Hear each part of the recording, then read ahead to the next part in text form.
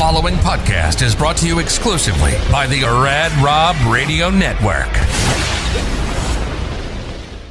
On this edition of Straight Up 5 with Johnny Petraglia Jr., we welcome the founders and creators of JoPo Grips, Jerry Penxa and his son, Jerry Penxa Jr. Jerry Penxa has created quite arguably the greatest interchangeable thumb system in the history of bowling. So many people will agree with that fact. We can't wait to hear about their story. You're going to love it, and you're going to love them. Straight Up 5 with Johnny Petraglia Jr. starts now. This is PBA champion Kyle Troop. Hey y'all, Jacob Ledrup here. Hey guys, Chuck Ritchie here, formerly of Bowl TV. Hey guys, this is Ryan Schaefer of track staff at Valley Bowling Center in Waverly, New York. And you're listening to Straight Up 5 with Johnny Petraglia Jr. Yo, the boys from Straight Up 5, Rad Rob, Dr. Ocho, and of course JP Jr. As you know, JP Jr. used to be introduced as the sexiest man in bowling, and now the world. But he doesn't have the best hair in the world. I do. Sorry, bud, but you know the deal. Pick it out. Fear the fro, baby. Welcome to Straight Up 5 with Johnny Petraglia Jr. A hard-hitting, in-depth, cutting-edge look into the world of bowling. This podcast will not only cover all things bowling, but will also give you a raw look into real-life issues. You'll get unfettered access into the mind of one of the most gifted bowlers of this or any other generation. Strike, and they claim it. Similarly does it. So without further ado, let's introduce you to the hosts of the show. Rad Rob Francois. Rad Rob Francois. Dr. Ocho. And the incomparable Johnny Petraglia Jr.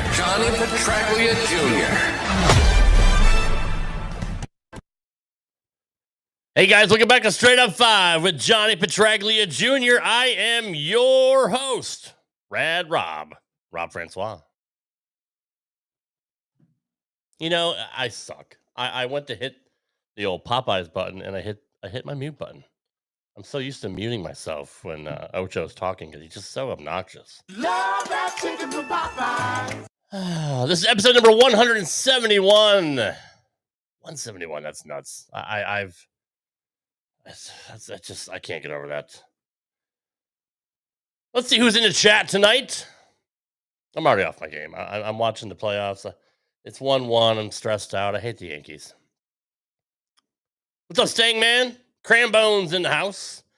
BSJ83. Sorry I missed last week's show. Did Rob have to mute Ocho's profanity-laced tirade again? I'm probably going to have to do the same thing tonight, too. He's already been warned. Our special guests are Christians. We don't need so much profanity on the show tonight. But hey, you know, he's a free spirit. He's a First Amendment guy. So Billy Young's in the house. What's going on? Jules Stone. Hello. Nico, welcome back this week, brother. Good to see you. Oh, here we go. Hold on. I got it. I do. I love Kyle. Gentlemen, what's going on, Pete Cal? Messing up 2 minutes in. I mean, if I didn't, you'd be surprised, wouldn't you? Dave Wolven is also in the house. We are 20 strong already. All right, let's bring in my first co-host. He is the man with the golden mask. He has the largest arms on this podcast. He is the resident doctor of Straight Up 5. The house hack from Howell Lanes. Yankee fan, Dr. Ocho. What's going on, Guns? I am so sick of your bull. I swear to God, I cannot believe this shit. I'm gonna take you. I'll do like this. I'll twist you like you wouldn't believe, and I'll beat the living.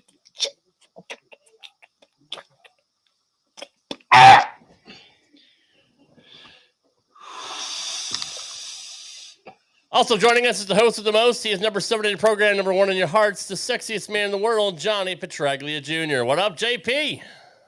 Another beautiful day, gentlemen. How we doing this evening? Obviously, Ocho's still okay, being it's a tie game. Rob, you look good. You look good as always. And he looked like garbage in that fucking picture, by the way. Let me tell you something. And he's doing this thing, and he's like, "Hey guys, look at me. I'm doing this." What the hell is that, Rob? Shoot, we gotta change that thing, man. I just realized it now. I see what you're talking about. I did that for our guests. I don't ever know what he's talking about. But I do need one of those beep buttons to just like a 5-second delay for Ocho. You need to change your picture. Is what you need to do. We need an 8-second delay for Ocho. But how's it going, Johnny? You look great, buddy. Thanks, man. Doing good and loving the new job. Exhausted is an understatement. It's been a while since I've gone from a true 9-hour shift straight to bowling 3 times a week, and wow, really enjoying myself. A few nice naps throughout the day when I actually get a second here and there, and still bowling well on top of it all. So everything is 260 average or something like that. Fruity. Are you still on your tear at Majestic? Yeah, I bowled my lowest series of the year with a 660 this past Tuesday. I'm really upset about it. You poor man. What's your Howell average, by the way? I'm just curious. I don't know. Well, I shot 750 at Howell. I shot 290 against Parker Bone, third game on Monday. So it's going to bump the Howell average. Oh, shoot! Good for you. Yeah, I'm sure you'll let him hear that for the next 20 years or so. 8 weeks. Squirrel finds Squirrel finds a nut once in a while. That's true. What's up, buddy?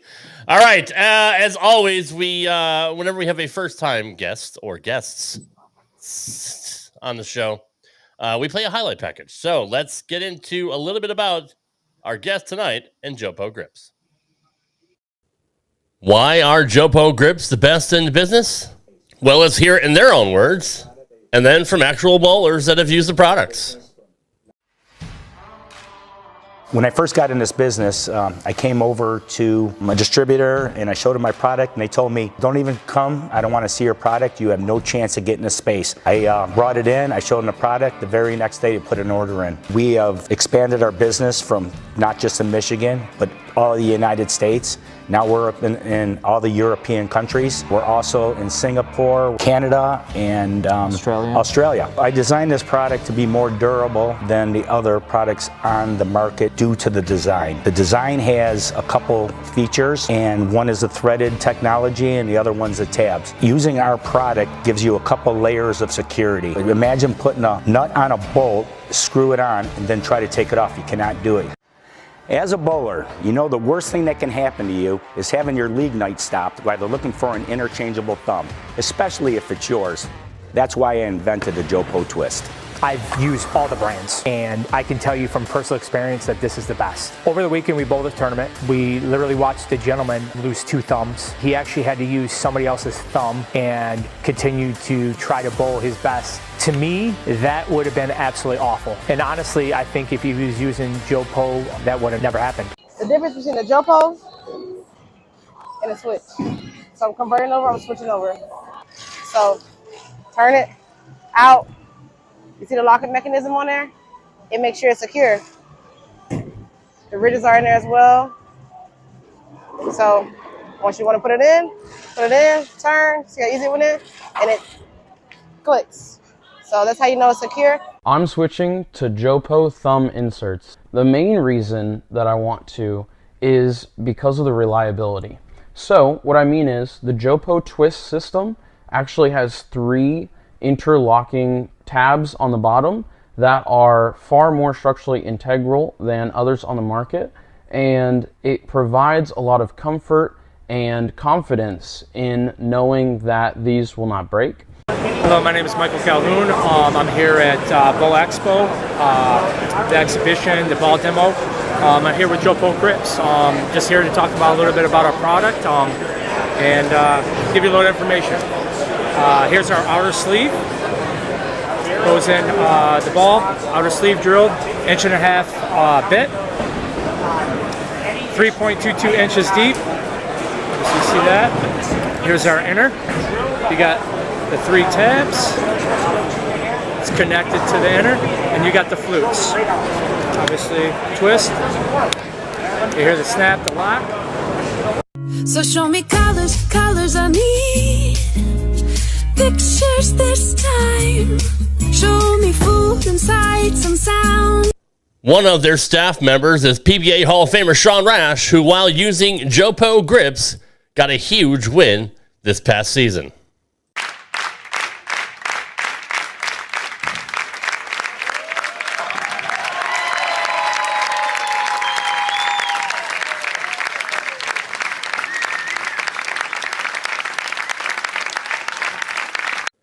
And the other guy is none other than 3-time back-to-back-to-back Player of the Year, PBA champion, EJ Tackett.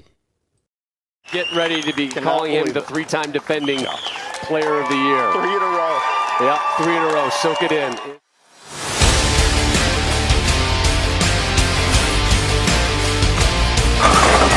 is my house, baby! Tackett earns another jacket! Here's your champ. He's got it! This guy is incredible. There's a new king in the game. His name, EJ Tackett.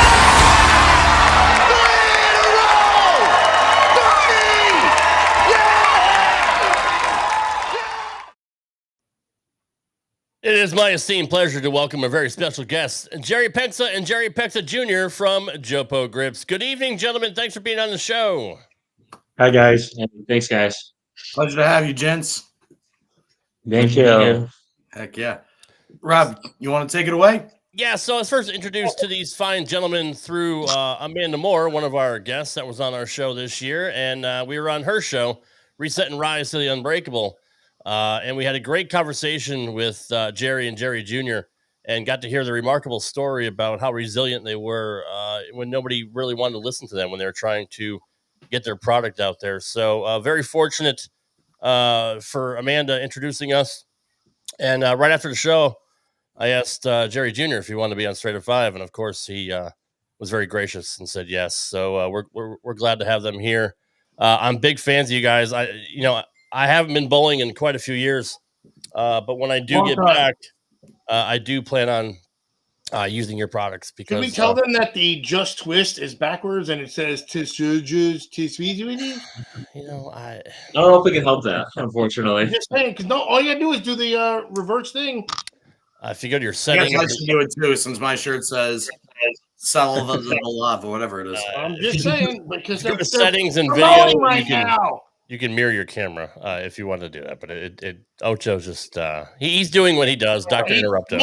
Sorry about the smart guy. In any event, I'm not going to try to mirror the camera. That will cause me to not be on the line anymore. Twist, by the way, people. Just twist. As I was saying before, I was rudely interrupted by Doctor Interrupted. You were mildly interrupted by a smart guy.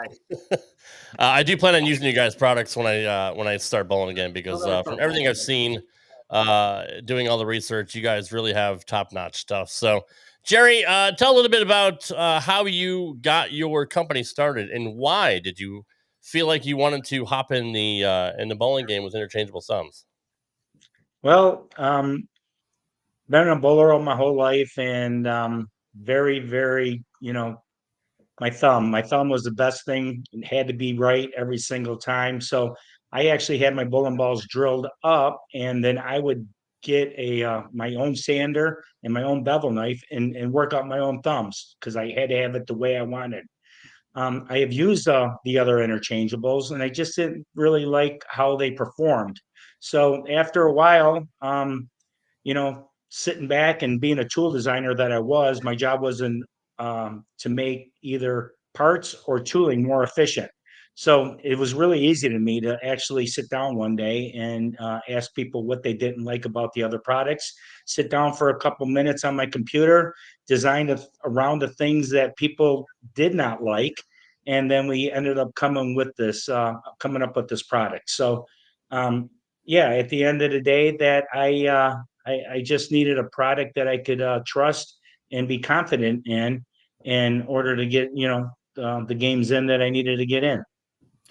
Jerry, this is 7 or 8 years or so now. You guys have been going with JoPo? 7.5 now, going on 7.5 right now.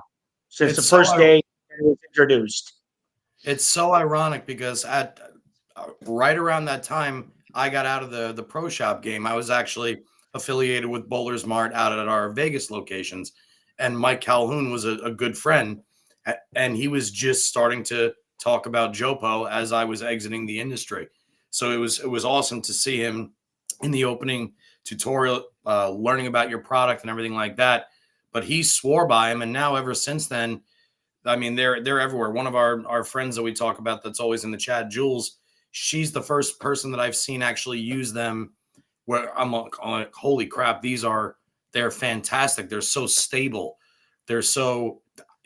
That's the word for me that I come when I see a product is they are stable. There's never any shaking at the top. There's never any worry that the inner sleeve is going to pop out or the base is going to detach or anything like that. So kudos to you guys for continuing to knock on the door, and obviously your success is just it's kudos to your brilliance and your yeah, I just wanted to say that real quick. So thank you. No, thank you. It means so much to me, for especially you, for me to hear that from you. So thank you so much. Oh, my pleasure, guys. So you get started in the industry, obviously, just like bowling balls, we only have so many manufacturers for bowling balls. You've got, Storm Products, Brunswick, Motive. In the grip industry, everybody knows Vice and Turbo. There used to be Contour. Grip Masters tried for a little while back in the mid 90s. What was it like breaking into the world of finger grips and interchangeable thumbs in the market that this bowling world is when it's so small? It wasn't easy, believe me. When I first came out with this product, I kept it to myself for the longest time until I could get it designed how I wanted it to be. And I brought it to people. People thought it was a good idea, but the answer that I had from most people is we need another interchangeable thumb system, like we need a hole in our head. And I go, oh my God, this is what I need to hear at the beginning. But I really believe that once people felt it, touched it, used it, that they would change their minds. And we got it into a couple people's hands. And, I mean, my first distributor told me, and good friends of mine told me that, you know what, I don't even want to see it. There's no room. There's no room for you guys. I said, just humor me, guys. You guys are my friends. Just humor me and just take a look at it and just see what you think. And that's where it started. I mean, the next day they put an order in. It was crazy. And it's been uphill ever since. But it's been tough. At the very beginning, nobody really wanted to listen. And they put their order in the first day, but they were the first people for 3 years, even after that, for me to get my second distributor. Then after we get the second one, then it starts snowballing. And I can't tell you how blessed we are today to be where we're at. That's absolutely awesome. And it just goes to show you keep knocking on the door. Eventually things are going to happen, especially when you stand by your product. Jerry Jr., what do you think about this whole thing, man? I mean, you obviously by his side the entire time throughout this entire process. And what's it been like for you? And, give us a little bit of tidbit on you. For sure.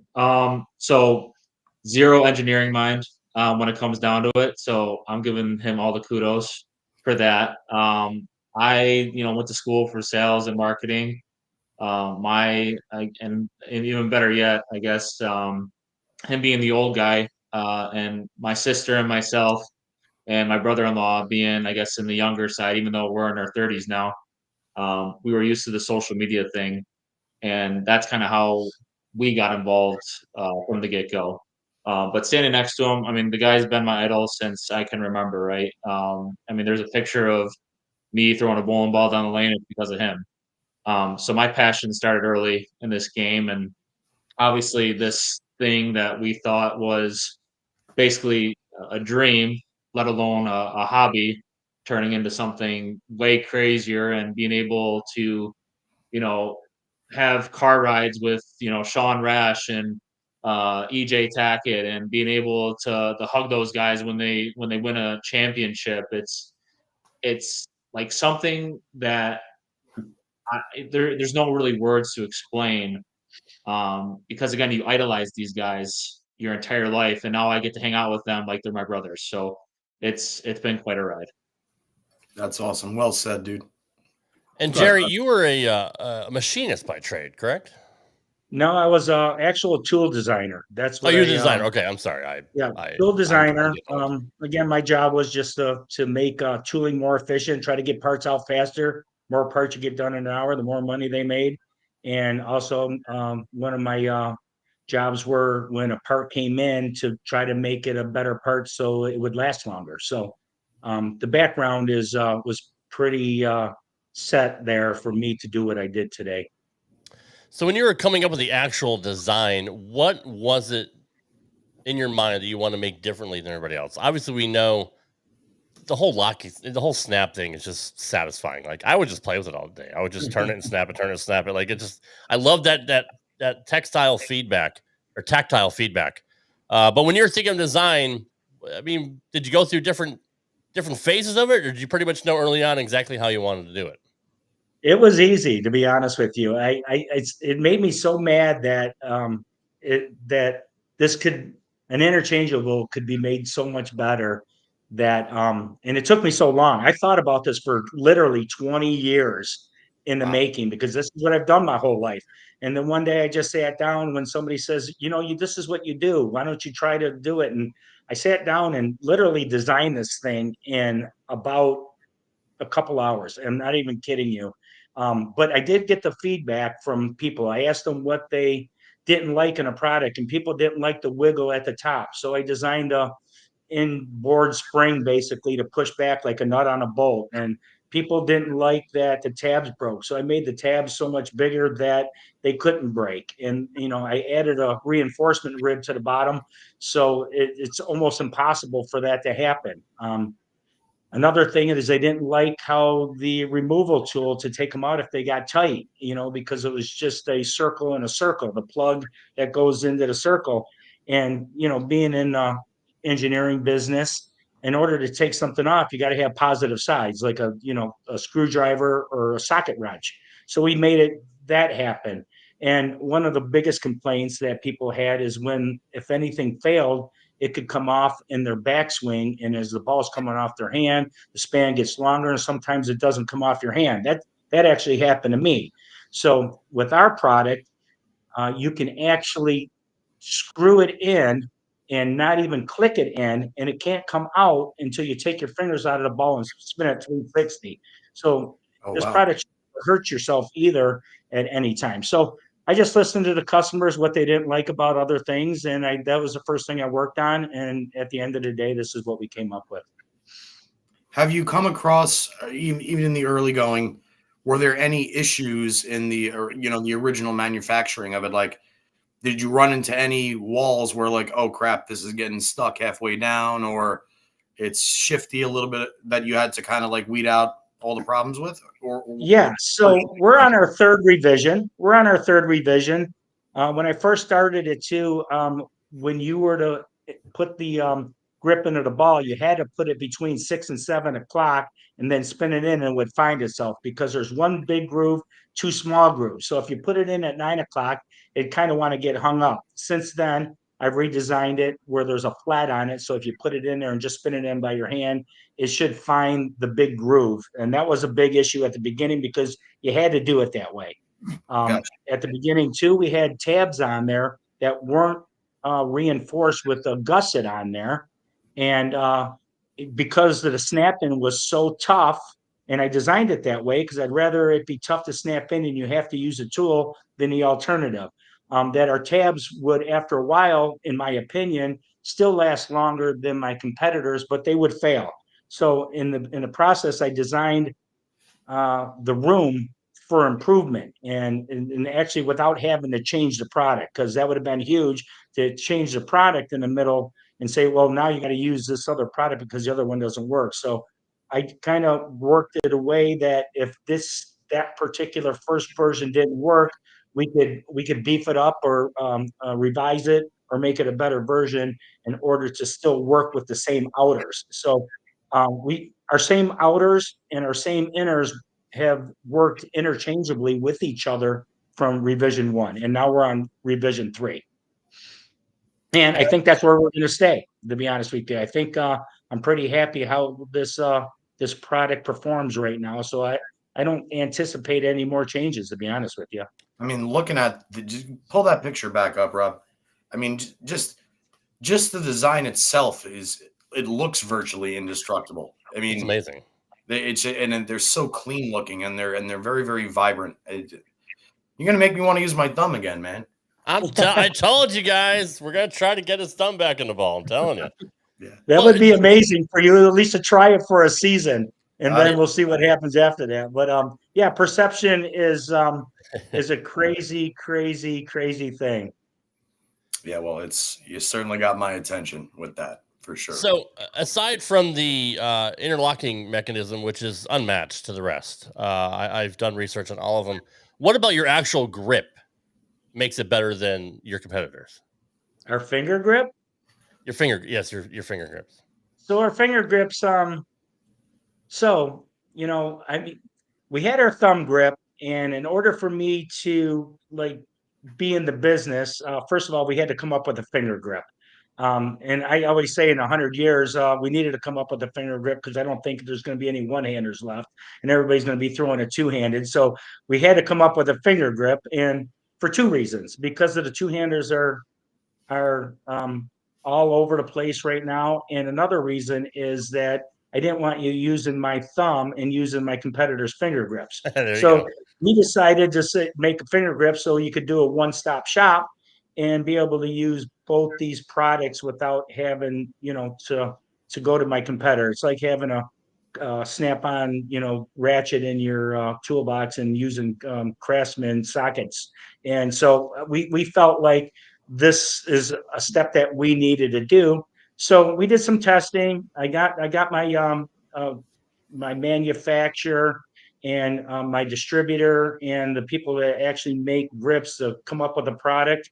And our very first one, I wasn't very happy with. The grips disintegrated very, very fast. And so we worked on it. I actually took all those grips off the shelf and redid them with another material. And this new material, from what everybody's telling me, we don't have enough history, is lasting way longer than my competitors. Just for example, Justin Knowles, two-hander on the tour. I sent him some grips to try out. He put it in his benchmark urethane ball, and that's what he used for practice. It's what he used for on his benchmark ball. He used it every time he went out. He told me at one time, and this is just him telling me that he had over 600 games on that ball without having to replace the grips, which sounds really incredibly crazy. But the feedback in the last year since we've had our grips out, people are telling us that our grips are definitely lasting longer than our competitors. So I think it's just a material thing, and I think we got lucky picking out what we did because it's incredible, tacky, and the longevity is incredible. And I'm assuming they're available in all, obviously, the standard sizes. Do you have like the lady ovals, the 7/8, as well as the 31s and the 1 and 32nds? So we started with the 31 32nds because I wanted to see if we were going to get any feedback and see if they were going to get any traction on it. And actually we did. So I have the 31 32nds in two different styles. They're called the PFOs, which is a power flat on one side, ovals on the other side. And the other one is PODs, we call them, and it's a power oval. And on the other side, it's oval dots. So we only had those in 15 sizes, only in a 31 32nd, from 19 32nds to 13 16s, but we got them in 9 colors. Awesome. And now, since people are interested in the grip, our 7/8 grip tooling is already designed.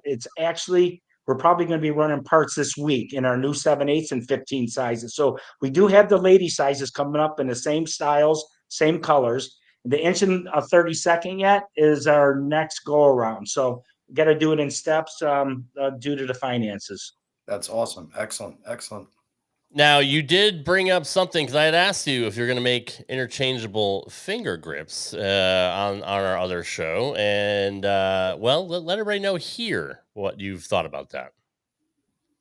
So we do have interchangeable finger grips. I don't have them. They're not for sale yet, but I have designed it. I have tested them, and they work just like the thumb. The quality is exactly the same. You can use the tool to snap them in and snap them out. We're so excited to launch these in the very near future. But I was waiting for a commitment from one of the major ball companies before we did it, because a lot of the ball companies use these in their demo days in matchmakers. And I didn't think there was a big market for interchangeable finger grips, but we sit down and talk about this every day, and we are going to market this to the two-handers because of the swelling everybody has in their fingers. Instead of using vacuum grips, we think you can get, your size finger grip and one above and one below interchangeable finger grips. And if you need to change them out in a second, you can do that also. Same process, same quality, same thing, just on a smaller version. I mean, even on a standard league night, you show up after a day at work, you have a burger and fries before the start of game one. You got a little extra salt in there. Even in the span of 2 games, the fingers can fluctuate. So I totally understand that. And like you guys are saying, as the game progresses and more bowlers become two-handed, interchangeable fingers, I truly believe, will be growing as fast as the interchangeable thumb game has over the last decade. Yeah, so let me just put my 2 cents in there. So the other companies have interchangeable finger grips. Yes. They've had them. They don't really market them to the everyday bowler. It is based on the demo days, matchmaker stuff. But we think that we can. So we did our own version of basically what they did, because they have it also. But we want them in the demo balls and in the matchmakers, but we think that they're, because of the quality and how we made these things, that we can get this into everyday play with all the league bowlers and professionals out there. Johnny, think about this: 7.5 years, and they're already distributed around the world. I mean, if that doesn't speak volumes about their company and their products, I don't know what does. I mean, it's pretty remarkable. It's extremely remarkable because the competitive nature and the availability of the grips is so small. There are so few companies that have inserts, interchangeable thumbs, especially at the product registered mark on the PBA Tour. And not only are you guys product registered on tour, you got the greatest bowler in the world representing your product now. I mean, and then you said it started snowballing after you got that second distributor, and it's only a matter of time before everybody realizes how good the product is. And obviously we're seeing that what's happening now. If you have a good product, you have obviously your genius behind the engineering and your genius behind the marketing and social media availability and everything like that. Of course they're going to grow, because you keep at something over and over, consistency, and eventually it's going to turn into something. And the bowling world, remember, Rad Rob, as big as it is, it's really, really, really tiny. Everybody talks to everybody. Everybody knows everything about everybody in the bowling industry. So if you've got something good, people know about it. So I think that's one of the other reasons why the products are taking off at the pace, at the rapid pace they're taking off. Clifton Don says JoPo should have a Get a Grip shirt. Yeah, you should add that to the marketing department there. I like that. I do like that a lot. Hey, send us emails, send us ideas. We're all about it. Yeah, whatever the customers want, that's what we try to deliver. What if the customer's asking for something, we definitely take that into serious consideration and try to get that done. So any suggestions are always welcome. I mean, I certainly have to switch to JoPo, because I mean the bottom of the screen here is filled with JPs, bro. That's true. See, there's a sign. I'm telling you, Johnny, it's a sign. There's a reason why all this happened. Jeff Skyers asked the question earlier, and he's bugging me because he's such a pain in the ass. Jerry, have you guys thought about a textured outer surface on the sleeve so the glue adheres better? So on my very first prototype, we did that. So that was one of my concerns, is that the glue would grab better for that. But moving forward, when you're molding parts, the smoother the part is, the better it comes out of the mold. So we went back to the smooth stuff. It makes the molds last longer. And if you want to do. So I designed also my outers to go into the 1.5-inch hole a lot less tighter than my competitors. So you don't have to push it in there. So you actually, after you drill the 1.5-inch hole, our part drops right into the bottom. So we tell our customers to rasp it up to kind of make the part a little bit bigger, feathers, traction for the super glue. And now you can push this thing with your fingers without having to squish it in with your drill press. So there's a couple, we designed that again, that on purpose for the reason of, so you don't have to press it in. It helps on the core compression issues because you're not already putting a bigger part into a smaller hole.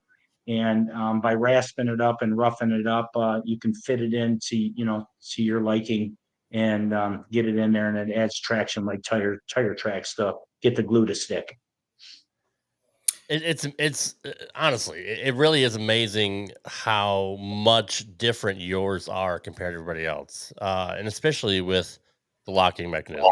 Just having the 3 grooves. Like, why did nobody else think of that? Because we've seen other, I won't name who they are, but we've seen other thumbs come out quite easily, and yours, I mean, I'll be damned if I've never ever heard of one come out of a ball. So why, I'm not gonna say why were you so smarter than everybody else. I mean, it's kind of a loaded question, but how come nobody else thought of that? Honestly, I think the industry was pretty, with the brands that were out there.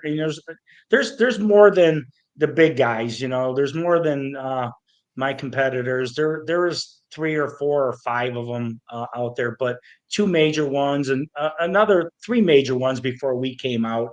But when you look at somebody else's product that's been out there for 25 years and or less than that, and you look at what the issues are having. I mean, just to somebody says the other one has 1 tab or 1 clicking thing, the other one has 2 tabs on it, and so I made it 3 because what's just the perception thing. If by you putting 3 tabs on the bottom, I could have made this with 2. I could probably done it with 1 and still made it work just like it does today. But putting 3 tabs on the bottom and having it in there is a perception thing. So if you put them on the table and say which one would you choose, most people just choose this product.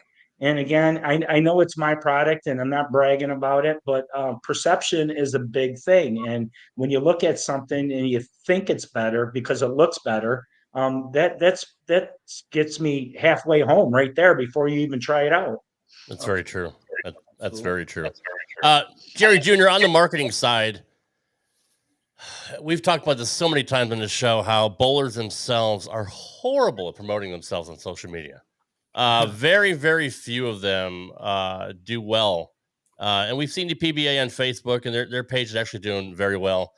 But with the way young people are now, and I don't want to sound old, I'm only 49, but I mean, Twitter, Instagram, TikTok, YouTube. I mean, my wife is on reels and stories every day. She just doom scrolls all the time.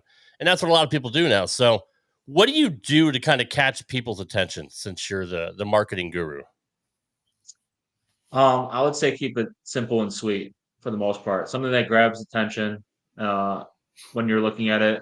I feel like a lot of people maybe spend too much time or think that, like a 2 or 3 or 4 minute video is going to be able to do more than what a 30-second or even less video or even a picture would do versus the other ones out there. So grabbing people's attention is the biggest thing. Everyone has a short attention span. I think it's 20 seconds. I think that's scientifically proven before looking elsewhere. And then on top of that, consistency is a thing. What I felt like that we do is definitely more than what other people do, especially in the grip industry. I feel like I see, and I might be again a little bit biased, but I just feel like we do more than what the others do. And then I had something that I had it stuck in my head right there. I would say a lot of people don't, I guess, celebrate, or I guess we started this, and this again, I think this might be, don't quote me, but I think we started celebrating people's wins versus everybody else. I think everyone followed suit after that. Like, well, so someone shot 300, You posted 300. Like, hey, John Doe shot 300 this week. Congratulations to John Doe. Keep it going. Cheers to many more. Just simple stuff like that, where now I see other competitors or other ball manufacturers start doing the same thing. But that was after us. And I think we're just, I don't want to say recreating the wheel, but I think just making the wheel better is all it is. Well said. Yeah, you're well said. I actually can't even add anything to that. I know, right? I mean, it really was. One of the things that we love to do, and I don't, one of these days, with all the award scores that are going out there, we're always willing to give somebody their, 15 seconds of fame. You should an award score using our product. Let us know. We'll post it on our Facebook page and we'll share it for you. I don't know. I mean, I'm not going to be the guy that's going to post my video, but I'd be glad for somebody else to do it because I just wouldn't do it. So you shoot an award score, you give somebody 15 minutes of fame. That is awesome. And how many award scores are going out out these days? You know what? If we had 10,000 in one night, we would still find a way to post all 10,000 videos. That's just what we want to do. We want to give people credit for doing good things. And if they want to give us kudos because they think that our thumb or our grips made them do that, we're all in. Excellent. And you're also you had mentioned on the other show, Reset and Rise, that you're getting into other products as well. You've already had the thumb tape, you have the logo tape, you have a spare ball, you have different colored outers now, but you're getting into pretty much, like you said earlier, a one-stop shop, correct? Yeah, so I'll let JP take over on this because he's the guy that's actually listening to all the customers and trying to figure out what they want, and we're going to try to produce what they want. So you can go ahead with that. Yeah. So again, my dad starting off with the interchangeable thumb. I mean, that was his idea, right? And obviously to follow suit with the rest of the industry, the grip guys and so on. Obviously, finger grips had to come into play, but like stuff like this, it's more so of like, again, customer feedback, right, than anything else. If the customer asks, we don't think about it until the customer asks, because we don't want to give something or create something that no one wants. Because at the end of the day, like it's not about the fame, it's not about the fortune. And he says this all the time. It's truly to grow the sport that we've fallen in love with since we can remember. So again, the creation of all these additional products when it comes to, again, like the tape, the taping knife, the accessory bags, the twist totes, the backpacks, the bowling balls, the 3-ball totes. I mean, everyone is like, why don't you guys come up with this? It's like, I mean, everyone else does. It's like, well, no one's asked. So I was like, trust us. When it comes to like doing, Clifton Don just said, the JoPo, the grip bags and the chamois, right? No one was doing chamois for a while. Yeah. And I mean, like here and there, but like I feel like we were the first ones to come up with the multicolor chamois. You can have any, flavor you wanted. But then there's the niche products where I might be actually telling a little news too soon, but I guess you guys would be the first ones to hear it. So we are coming out with clear grips, clear inners, and clear outers. Wow. Which are actually more secure than what we believe the current product is that we have. It's just a little tougher material, and we think that it's just it's really good, and you're going to be able to see through it. So if you want, we're going to have these custom colors. We got the Twisted series where we mix the plastics with the blues and the purples, and they come out tie-dye kind of thing. But clear finger grips and tinted and multicolored finger grips like our Twisted inners and outers, and with the clear inners and outers, you can put your own crazy slug in there that you want, and it'll be yours. So it won't be, you'll be able to tell the difference between the guy that's bowling next to you. So we're trying to do it where it's a little bit more custom than generic. I love the idea of the clear outer. I've never seen the clear outer. Well, the clear outer in a bowling ball, once you put it in, you really don't, you don't see it anymore, which is kind of crazy to me. Just like the Twisted outers that we're going to have. People just like that color. They glue them in. All you're going to do is see that ring. But the clear inners are really, really interesting to me It's gonna be because neat looking, almost 3D in a sense. yeah, and we're going to be Yeah. able to make some. We're testing swirly colored slugs too as we go moving forward, not just the halves that my competitors have. So you're going to have your own little custom, thumb, and they're going to be one-offs. So you can't repeat that kind of pattern. So it's going to be we're going to have some cool things come up in the very near future. Yeah, think of it as like opening up a pack of Topps card, right? Or Topps cards, like the one-on-ones. You're gonna have a one of one from JoPo. Yeah, That's because what it is. we sell those particular grips too in a black bag, so you can't see through them, so you can't pick them. So when you go to buy these things from us, the distributor gets them. You get them, and you don't know what you get. You don't know what we try to put a nice variety in there, but you don't know what you get until you open up the package. That's awesome. That is so cool. That blows my mind. That is really, really cool. And Jerry Jr. mentioned it. Like, I think the reason why the bigger companies don't put as much effort into marketing is because they're already established, right? And they're kind of resting on their laurels. I think they get complacent, and competition always helps. So maybe you'll boost them to try to make their products better and give more competition to you guys. But I could easily see how the bigger brands would get complacent, especially like Johnny said, it's such a small niche and it's a small industry, and not having a lot of competition. But you guys coming out of nowhere and being distributed across the world in 7 years, probably I'm sure woke the people up at Vice and all the other companies as well. So Absolutely. It had to. And again, I'm sure Jerry, you'll agree with this. I mean, this all had to start, other than your background, from the previous products that are already out there. You just this is working, but I can do this a little bit better. So let me try and make Yes, this. it was easy. To me, it was an easy thing in my head. It wasn't easy, I can tell you It that. wasn't easy. There's many times that I'm in the middle of the night trying to, sleep, and I got an idea, and I don't want to go to sleep because I don't want to forget about it. So I got to get up and go write it down or make a little sketch. It wasn't easy, but to me, it was an easy decision to do this, even though that I didn't think this was going to get to this level at all. Thought it was just going to be a hobby. We were going to make a couple of dollars, and I was going to be able to enjoy what I did on the side a little bit. But it just totally turned into something that I never dreamed of, and it's a full-time thing for my whole family now.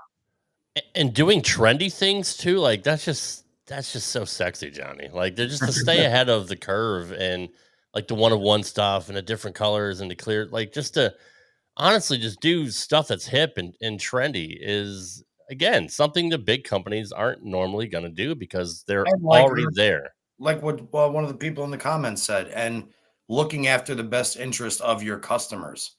Like the customers want this, so we're going to try and create this. That's how you start the following. And obviously all the other companies are realizing that JoPo's in the game now. Because nobody does that. Nobody does that. Nobody listens to their It customers. kind of goes back to what you said, Rob, because you are right. They're almost lying their head on the fact that the other companies have been in the industry for so long that they're so recognized everywhere. I mean, I don't even know if Ultimate is still making grips, which I should know because I know they were affiliated with Brunswick. But there you go. They're shaking their heads like Their Ultimate is no longer, I believe. So they stopped making product. They were just selling off whatever they had left in inventory and what was out there, but they're no longer making product. So there you go. Like just to give you an idea of how difficult that part of the industry is to say it's. Yeah. But now they kind of have to take focus on what these guys are doing now, simply because of they are gaining traction at an extremely, extremely fast pace in a world that it's very, very, very hard to gain traction at a fast pace. So I think you're going to start those companies following your guys' trend now. And again, having guys like Sean Rash and EJ Tackett, both, I mean, EJ will obviously be a surefire Hall of Famer, but Sean being a Hall of Famer himself, having those two on board vouch for how great your products are, I'm sure hasn't hurt. I'm sure it's helped you guys a lot as well, right? Yeah, and this it's so funny that we had nobody. We had nobody. I mean, we have a couple of guys. So we had Justin Knowles and Zach Tackett were actually the first national tour guys that came on. Mikey Schlayback is another one that started using our product. But we have a bunch of regional guys using it. Mike Jahinski back in the days and Sam DeWitt. And we have a bunch of following now. Dan Olatin on the senior tour. Using our stuff, and as we grow, and we're getting more phone calls every day. It's crazy, but having those guys, especially EJ and Sean being 17-time, 18-time title 18 winner time, now, and EJ with 27 and his incredible career and three back to back to back player of the years and actually changing grip companies after being back to back player of the year. My personal thing is, I think it just me is I think a bowling grip is more important than an actual bowling ball. And him changing grip companies after going back to back, he had nothing to gain by doing that. Except that he told me, he goes, I believe in your product. I think you have the best out there, and him winning it again is amazing. And but having them guys on board has definitely been helpful. I guarantee, but it's very hard to measure because our growth has been so much on a upcline that or incline that it's hard to tell. But I can tell you one thing that people want to be like EJ. So if they think they can be a better bowler by throwing motor bowling balls, or if they think they can be better by throwing, putting JoPo grips in their bowling ball or wearing Dexter shoes or whatever it is, that's what they're going to do because they want to be like him. You know what? And grips, bowling balls, and shoes are not going to make you a better bowler. But if they believe that it's going to because the best bowler in the world is using it, then it's only helping us at the end of the game. Yeah, you're absolutely right about that. And like Clifton Don says, you're bringing fun to bowling. So I mean, hey, you're making bowling fun again. So that should be another T-shirt idea. So put that there in the old memory bank. But we have enough to do. We don't need to be designing T-shirts on the side either. All right. Well, I mean, if you want to give me a call, maybe I can be part of your design team. We definitely can talk about that. I guess I got to show the back of my T-shirt real quick. This is something that we did. Actually, do you have one? No. Look at these jacked. Jesus, Johnny. Oh, that's awesome. Fantastic. That is so cool. Dude, it's perfect on the back of my shirt. So yeah, EJ made me famous this year because he was on 11 shows and I was almost on every show. I was actually there on every show. Sometimes I didn't actually get in a seat because I couldn't sit still. But people, started recognizing that face, and I go in a grocery store and somebody says, I seen you last week. And I go, oh my God, where'd you see me on? He says, I seen you on bowling. So a couple of people told me, you should get your mug put on a T-shirt. And we did it just for Bowl Expo as kind of a little joke. But yeah, it's we've had a lot of good feedback on it. I mean, I'm kind of embarrassed to have, I'm not. I don't mind it. I'm not Colonel Sanders at the end of the day, and having my face, on the back of anything and showing that it's I'm not that vain, I guess, at the end of the day. But I just we did it as a little joke, and it's crazy the feedback we got back on that. So yeah. I really like it, and you should honestly put that in a spare ball. I want to see your face going down the lane. Oh, yeah, that would be good. We talked about putting on chamois also in there, and but it's your brand. Why not put your face on it? Come on, I know you guys are humble, and I love that, but just wait till you see. Wait till you see my little next thing that I got coming out. Would probably be in the next couple of weeks, which is we'll keep it on the down. Keep it on the down low, but it's something special with our brand. Sounds great. That is so cool. Johnny, isn't it remarkable that a 2-time player of the year would switch grips? And like they said, had nothing to gain. Well, actually 3-time player of the year, 2016, 23, Oh, 24. you're right. You're right. So he's four. Okay, so 3-time back-to-back, So, but he's a 4-time yeah, the player. back-to-back been changing. Yes. I forgot about that, but that is pretty remarkable that he would do that and still have the same success. I guess It could arguably be the best year that any bowler's ever had in the history of ever. So yeah, really. And I can really go both ways with that, Rob. I mean, I've seen bowlers switch bowling ball brands and then go out and be player of the year the following year. As far as, I mean, it's a testament to the product, no doubt about it. Obviously, you don't really have that much time in the off season to work with the new grips. You have to understand the way the finger grips break down, and all the other stuff.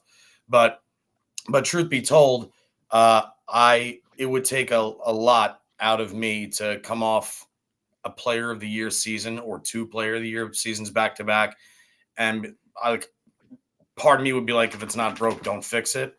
But then you take somebody of EJ's caliber or anybody at the pinnacle level, they look, you know what? That felt good last year, but this stuff feels even better now. So yeah, I'm gonna go. It's almost second nature when you're that good. I mean, I always talk about this with Anthony Simonson. Anthony Simonson will bowl 260 and not be afraid to change balls the next frame. It's the guys that are the best are they're willing to take the plunge. They're willing to, the unknown has never failed them, I guess is the best way to do it. So if you go with that mentality, yeah, and personally, I don't think I would have the cojones to do it, but but yeah, it's awesome. It's truly awesome. And Jerry brought up a great point also, and you're such a bowling genius as well, Johnny, and a bowling nerd, which is not a slight to you at all. But I think he's right. Like the grip is more important than the ball. You have so many different balls out there that can be so many different things, but if you don't feel comfortable in your ball, you're not going to do well. Dude, think about how many times you've gone bowling. Maybe not you, because I know you have a Forest Green Quantum, a Swamp Monster, and a Teal Rhino. But like, think about let's go. There have been times that I've gone bowling and my stuff doesn't, like, I have 6 balls and they all don't feel the same. And 9 out of 10 times, you know which one I'm going to wind up throwing, even if it's not the best reaction. It's the best feeling one. It's the best fitting one. The one I'm most comfortable with in my hand. That way I could at least attempt to execute repetitive shots over and over again.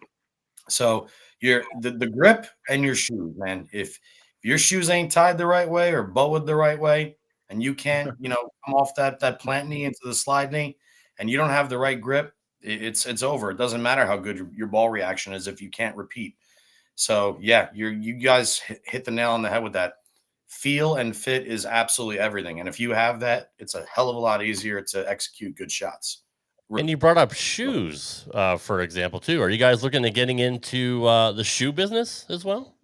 Wow. So I don't think we've ever been asked that question. No, not the shoes for sure. I mean, people ask us about bowling balls. We have our spare ball, but somebody makes them for us. But my son, so as I'm getting older, I'm happy with our product line. Maybe adding little things. He's got a little bit more ambition than me.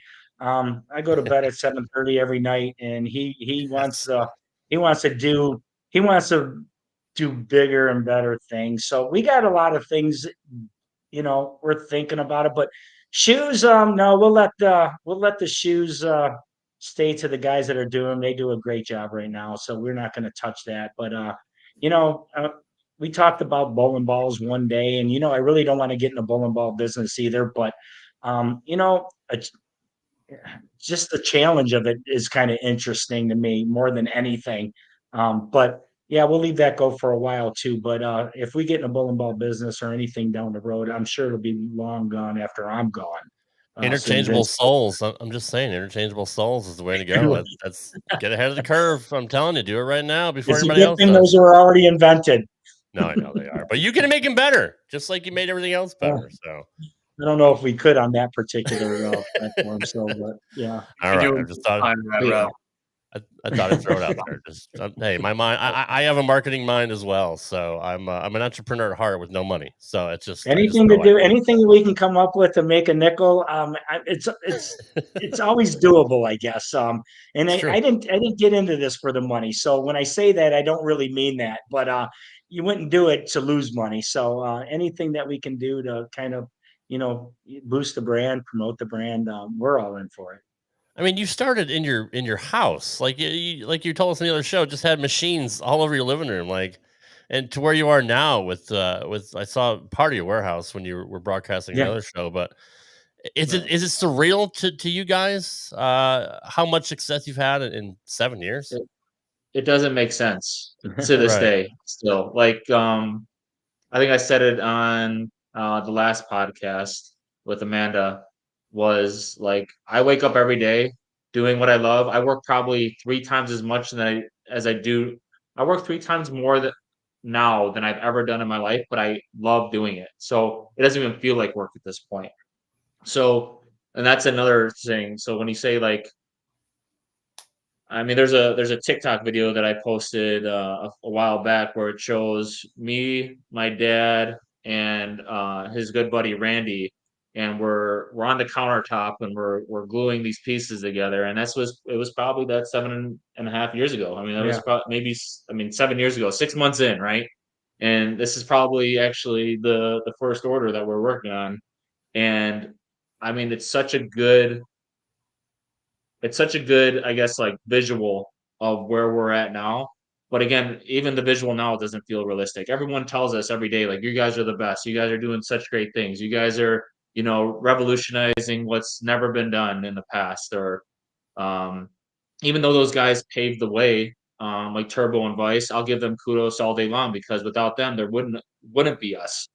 And again, waking up, it doesn't feel like I'm waking up. I still feel like it's a dream to this day. 7.5 years down the road. Definitely crazy. We're actually in the apartment where we started today because our last podcast, we were in the building and the internet wasn't very good. So we came back to the apartment, and just talking about it's kind of getting me emotional here because I'm looking at the kitchen counter where I had my bandsaw and my drill press on my kitchen counter, and I'm drilling holes and stuff. And we're, doing this all day long. And then, after everybody leaves, my wife's has got to cook dinner like 3 feet from where we're cutting plastic and drilling holes on the stove. And it's just, it really is surreal to me that that's where it started and to where we're at today. And it's so crazy too, because the part we moved into a building last year, and I looked at it and I said, man, I cannot believe all this space we got. And we're out of that small apartment. We had 5 people in here, stumbling on top of each other like Keystone Cops and just stepping on everybody's toes. And we moved into this building. I says, oh my God, look at all this space. And I hate to say it, 1.5 years in, we already outgrew that space too. We need a bigger space in order to get things.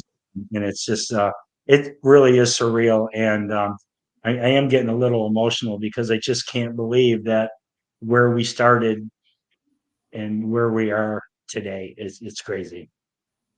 Well, it's get as emotional as you want, man. You're getting us a little emotional now. Yeah. That's good stuff. Honestly, that's what it's all about. You said it. Thank you. You said it best there, Jerry. You don't work a day in your life, even though you work 3 times more than you ever did at any other job. It's not working when you're doing something you love. People always say that, but very, very, very few people get to do it, and you guys are doing it. And we hope you keep on doing it. And Thank you so much. Appreciate it. Drill a ball with a thumb hole. One. Let's do it. I'll send you what you need just to try it out, and then you can go back. Then you go back to two-handed like You won't go everybody back. else. You won't go back. Just because everybody else is going that way too, so you might as well just keep on going with the trend anyway. I'm still the the Mike Miller, Tom Doherty. I'm still one-handed, just no thumb. If you guys saw me throw it with 2 hands, you'd literally fall down laughing. It's that embarrassing.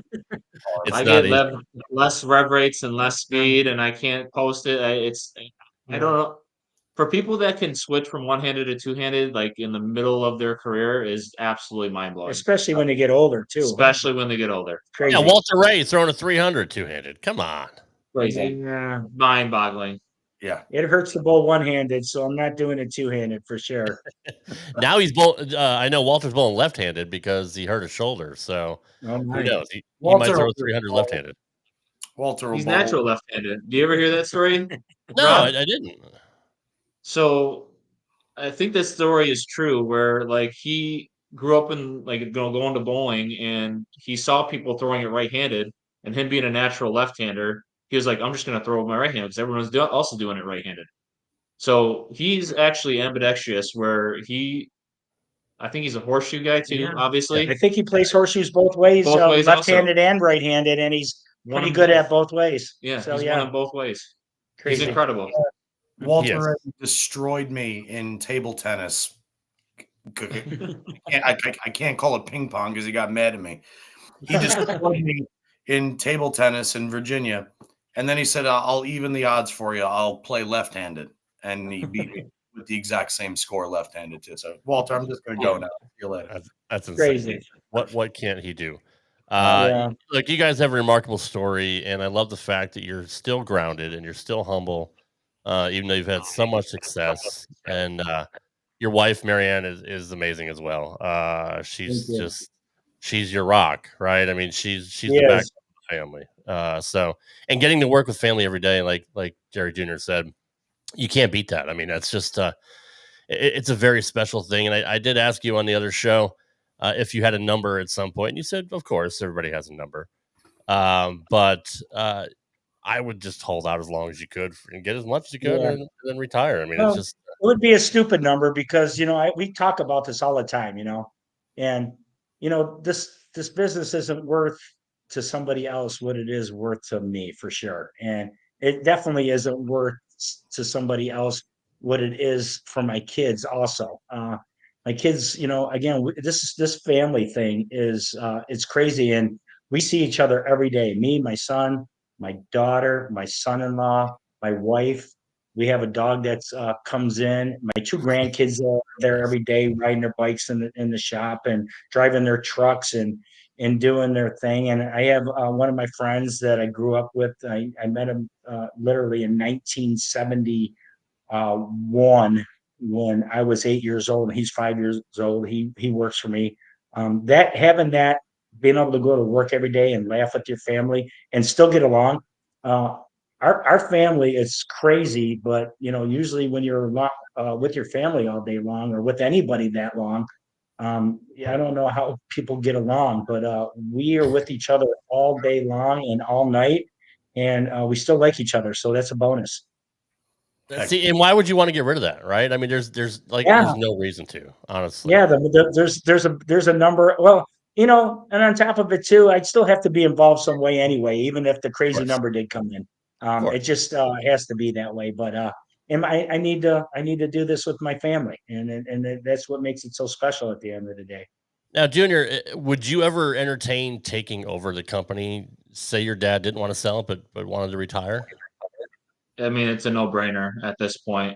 I've been asked that question a few times, and to maintain this legacy and to continue to earn the respect of people in the bowling industry, to make the bowling industry better in any way, shape, or form, I would never let that go. That's hard. That'd be a very, very, very hard thing to do. I understand that. And this is what we love about the show, John, and bowling in general is it's unlike any other sport. The bowling, and of course, social media is always toxic, but that's just the 3-4%, honestly. And I'm sure Jerry Jr. sees all the time, but all the time. That being aside, the bowling community is probably one of the most tight knit communities there is of any other sport. And obviously, as we've said before, John, it's the working man's sport. Even though prices are higher now than they were back when we were kids, but that's like everything else. But it's still a family sport, and it's still the everyday guy's sport that anybody can do at any skill level. And obviously house patterns make it easier for some guys to throw honor scores and think they can go up against EJ and the guys on tour. But people that love bowling. They will always love bowling. You're right, and we'll never ever get out of it. And I've been bowling since I was 6 years old. I haven't bowled league in about 10 years, but I get to do this show and I get to talk to people that I grew up and admire. Like Junior said, being able to hang out with guys you watch on TV is amazing. And through social media and through podcasting, I've got to talk to my absolute heroes like Amleto and guys like that. So it's just such warm memories. Like you said, you go to sleep every night, listen to bowling. It's ingrained in our DNA. Yeah. And to have two guys like Jerry and Jerry Jr. Represent the sport is just the sport's in good hands. I wish we had more people like you too, honestly. And that's just not blowing smoke up your ass. Like that's it seems I genuinely mean that. Seems to be about them also. What we're seeing in the comments, like everybody's saying the exact same thing that you just brought up. Well, guys, we absolutely appreciate you coming on, and we'd love to have you on again. Obviously, I'll stay in touch with you guys, and I'm excited for the new products you got coming out, and we'll get you Johnny's info so you can send him some products. So you can, and you have to video it too, John. You got to use it, and you got to video it, and I want to see you shoot 300 with JoPo grips with the thumb. And I need finger that grips bare minimum. I need that shirt with Jerry's face on it too, please. I think we all need that. The world needs that. I'm telling you, that should not be a one-off. That should be a real thing. But where can everybody find you guys, Jerry Jr.? I'm sorry? Where can they find you guys on social media? At JoPo Grips. I believe majority of half of it's at JoPo Grips. The other one is at JoPo Grips, JoPo _Grips. Okay. So you'll find it one or the other. Awesome. Well, we absolutely appreciate you guys coming on and spending an hour with us, and we'll definitely keep in touch. And good luck with the future. Thank you guys for having us. We appreciate it anytime. Absolutely enjoyable. Love talking about bowling. Love talking about the product. So anytime you guys want us, we're in. And thank you once again for everything. Appreciate it. Thank you guys very much. This was absolutely great. And best of luck and success to both of you guys, your whole family. Thank you guys. Yep. Have a great night. See you later. Guys. God bless, guys. See you later. Take care. Man, what a you didn't expect all that, did you, Johnny boy? What a nice father-son duo right there, man. Amazing, right? And you being so close to your dad, like it's got to be special to you, right? I love Jerry Sr.'s passion, and I really, really, really love the way Jerry Jr. talks about his dad. That's very, that's what life's about, ain't it? Absolutely. Yeah. So, I mean, it's the American dream. They're literally living the American dream. And they're great salesmen because they're making me consider drilling a ball with a thumb now. I told you. I told you last week when I mentioned to you, like, come on, I'm never. No, you never know. So. I watched the whole thing. You didn't do a thing. You're fine. You're doing great fine. tonight, man. Coach, you had insight like nobody else. You were on top of I know. I had to watch the game, but I'm literally listening to the whole time. So, oh yeah. All right. Totally. So, fine. being a Dr. Ocho, you obviously know the importance of, or you know how obviously how the body works when thumbs get swollen during the summer and then during the winter they shrink. So. And anatomically wise, being a resident doctor. Get swollen, what? Yeah, they get swollen in the summer. And they get... So they're going on the. All right, I think we can end it there. It's the. I'm watching the game. I just wanted to talk to Ocho for a minute. I haven't talked to him in an hour. Anyway, we could say goodnight. We had a great show. You got he's mind is elsewhere tonight. No comment. All right. We appreciate the Penxas for coming on the show. I'm not sure what we're doing next week, but we'll be here regardless. I fly by the seat of my pants. Go Blue Jays. Yankees suck. God.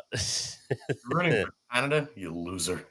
I mean, I never mind. Thank you everybody in our chat as well for hanging out. And showing the outport of love and support for JoPo as well. It's a great brand, it's a great family, and we can't thank them enough for coming on the show. Johnny, love you, buddy. Ocho, you're just love you guys. Yeah, you're all right. And we'll see you guys next week right here on Straight Up 5. I'm going to hit the outro now. Good night, everybody. Thanks for listening to this edition of Straight Up 5 with Johnny Petraglia Jr. You can follow the show on Twitter at Straight Up 5 Pod. Follow Johnny Jr. at JPJR07. Follow Rad Rob at Rad Rob Gaming. And follow Dr. Ocho at the Dr. Ocho. Got a question for Johnny? Send your questions to straightup5podcast@gmail.com. We'll see you next time for another edition of Straight Up 5 with Johnny Petraglia Jr. Right here on the Rad Rob Radio Network.